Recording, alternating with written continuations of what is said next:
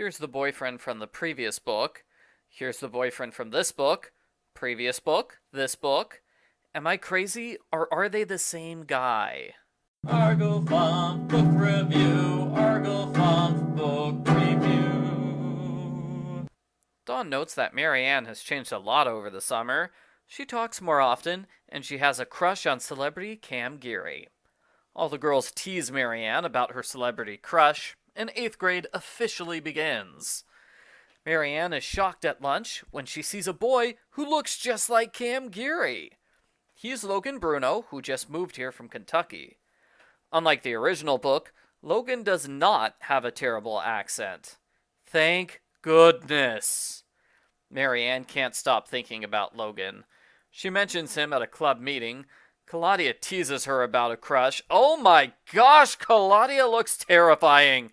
That is not a cute face, that is scary. Christy tries out 2 new advertising campaigns for the Babysitters Club, and they work too well. The club has more jobs than it can handle. They have an emergency club meeting at lunch to sort out all the jobs. Mallory suggests having her new friend Jessi Ramsey join the club. They set up Jessi with a trial job. Logan overhears the conversation. He says he'd like to join the Babysitters Club. The girls all like him, so they invite him to the next meeting. Am I the only one who thinks it's weird that Jessi gets a trial job right away, but Logan doesn't? Logan's the one who's actually met all the club members. You'd think he would be first to be given a trial job. Marianne is too shy to say anything when Logan's around. She doesn't talk much at the club meeting, even though Logan is relaxed and smiling the whole time. They all tell funny stories, and Logan gets a trial sitting job for Jackie Radowski.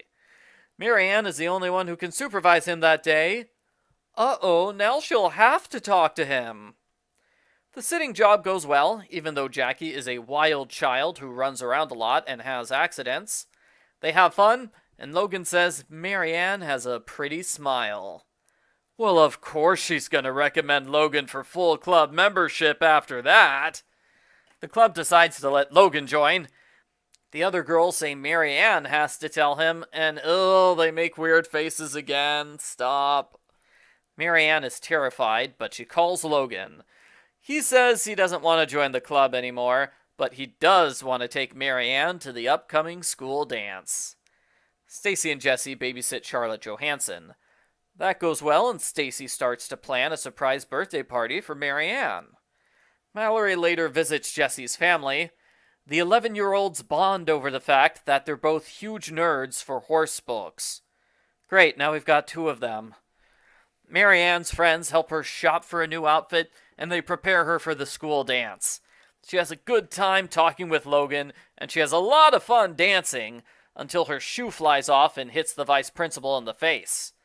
Then Marianne hides in the bathroom and refuses to talk to anyone ever again. She eventually comes out, but she hides on top of the bleachers for the rest of the night. Logan is the best boyfriend ever, so he understands and continues to treat her nicely. Stacy invites Marianne to the surprise party. Marianne's scared to ask Logan to be her date, but she shouldn't be. He'd love to go with her. Lots of people are at the party, but I didn't see Christy anywhere. Why didn't Stacy invite Marianne's best friend to her birthday party? That's a weird oversight.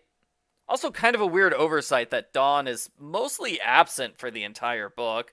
She's Marianne's other best friend. Logan says Marianne is amazing, and he asks if it's okay to call her his girlfriend. That's when the lights go off. Everyone sings happy birthday as a cake is brought into the room. Marianne panics and runs away crying. She goes home where she cries some more, and then she cries because her crying has surely alienated all of her friends. The next day, Marianne asks her dad for a cat.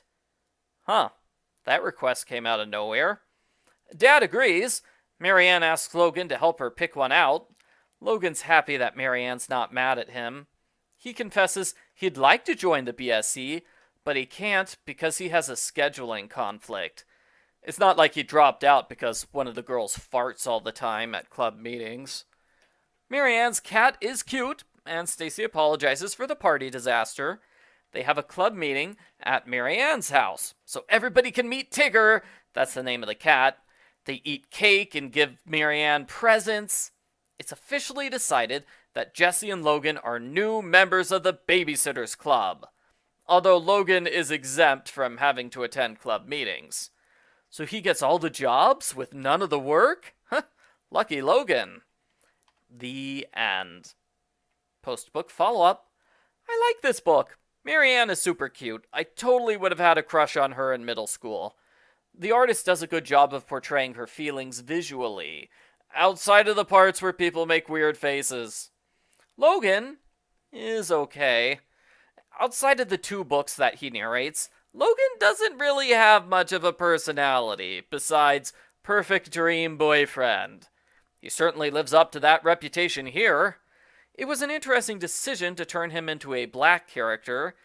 I kept waiting for someone to mention it, but they never did.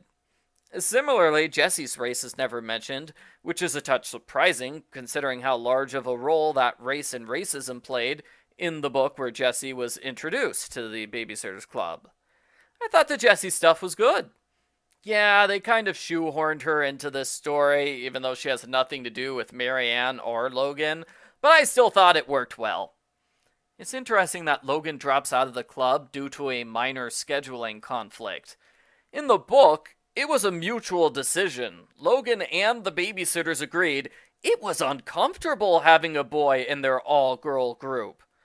So I wonder why they changed it and got rid of that. Overall, I liked the book. It could have gone a bit more into Marianne's emotions and shyness. And like I said, her 2 best friends, Christy and Dawn, should have been in the book. But I still think it's a good book. The friendship scenes are especially nice. I look forward to the next book in the series, Christy and the Snobs. Oh, we're skipping over that one? Okay. The next graphic novel is Claudia and the New Girl. I give Babysitters Club graphic novel number 8, Logan Likes Marianne, an 8 out of 10.